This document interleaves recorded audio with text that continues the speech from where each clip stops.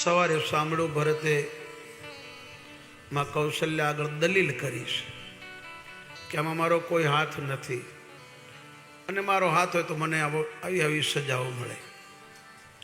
કૌશલ્યામાં એ કીધું કે જો તને તારી માનો દોષ કાઢશે ને નરકમાં સુખ નહીં મળે.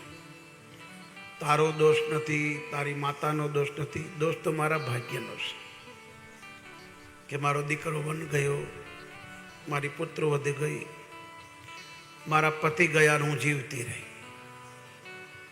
બસ કાં તો મારા દીકરા પાસે પહોંચાડ, કાં તારા પિતા પાસે મને સતી થવા દે. માં કૌશલ્યા સતી થવા તૈયાર થયા. ભરત રોડ્યા છે, માં તું સતી થઈ તો મારી માય સતી થશે. કઈ કઈ જેણે મારા બાપને અહીં શાંતિ નથી લેવા દીધી, ઉપર એ નહીં લેવા દે. હવે તું મારી માં છે, કઈ કઈ મારી માં નથી. ખબર નહીં વિધાતા એના કોળે મને કેમ જન્મ આપ્યો. આ કરતા હું જન્મ ન હોત તો તમારે આ સફેદ કપડાં ના પહેરવા પડત, મારા પિતાશ્રીનું મૃત્યુ ન થાય, મારા ભાઈને વનમાં ન જવું પડે.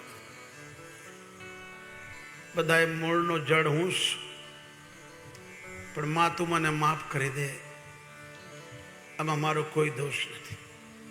જેટલા નરક છે એટલા નરકની શંકર મુજે સજા કરે, જો મારો કઈ હાથ.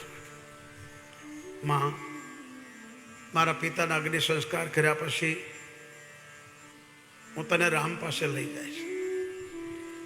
માં તો જાણે જ રામ મારા મોટા ભાઈ છે, અમે તો ના સેવક છે.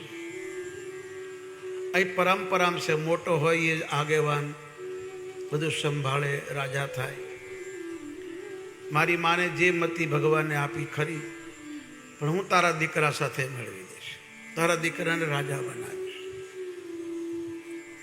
ગુરુદેવ વશિષ્ઠ આવ્યા, મારા દશરથનું શરીર તેલમાંથી બહાર કાઢીશ, શુદ્ધ જળથી સ્નાન કરાવી, વસ્ત્ર આભૂષણ પહેરાવ્યા, રાજમહેલમાં અંતિમ દર્શન માટે મૂક્યા. બધાએ પુષ્પાંજલિ આપે છે. મંત્રીઓ, કૌશલ્યા, સુમિત્રા, પ્રધાનમંત્રીઓ બધાએ છેલ્લે કઈ કઈ આવે છે. દશરથજી પાસે ક્ષમા માંગે છે. બની શકે તો મને ક્ષમા કરજો, મારો આમાં કોઈ દોષ નથી. રામ મને એટલો જ વાલો છે જેટલા પહેલા હતા, પણ રામે મને સોગન આપી હતી, કોઈને કહેશો નહીં, અને મારા માટે તમે વનવાસ માગો. મેં એને વચન આપી શકી. ભલે દુનિયા મને ગાળો બોલે, જે કે હોય કે, પણ હું નિર્દોષ છું, મારો કોઈ દોષ નહીં. રામે જ મને એકાત્મા કીધું હતું, માં હું પાપીઓનો નાશ કરવા માટે, ધર્મની સ્થાપના કરવા માટે, અધર્મીઓનો નાશ કરવા માટે, સાધુ સંત ગાય બ્રાહ્મણ માટે આવ્યો છે. તું નિમિત્ત બની જા, અને તું મારા માટે આ વનવાસ માગીશ તો આવતા જન્મમાં હું તને યશોદા બનાવીશ ને તારું દૂધ પીશ, દુનિયામાં તારું નામ કરીશ. કઈ કઈનું જેટલું નામ નથી એટલું યશોદામાનું નામ છે. એ જ ભગવાન રામ માં કઈ કઈને યશોદા બનાવી અને યશોદાનંદ કહેવાના. ઈશ્વર માટે કોઈ કરે છે તો ઈશ્વર બહુ મોટું કરે છે. તમે ઈશ્વર માટે 1 રૂપિયો વાપરો તો એ 10 રૂપિયાનો બંદોબસ્ત કોઈ બી રીતે તમને આપી દેશે.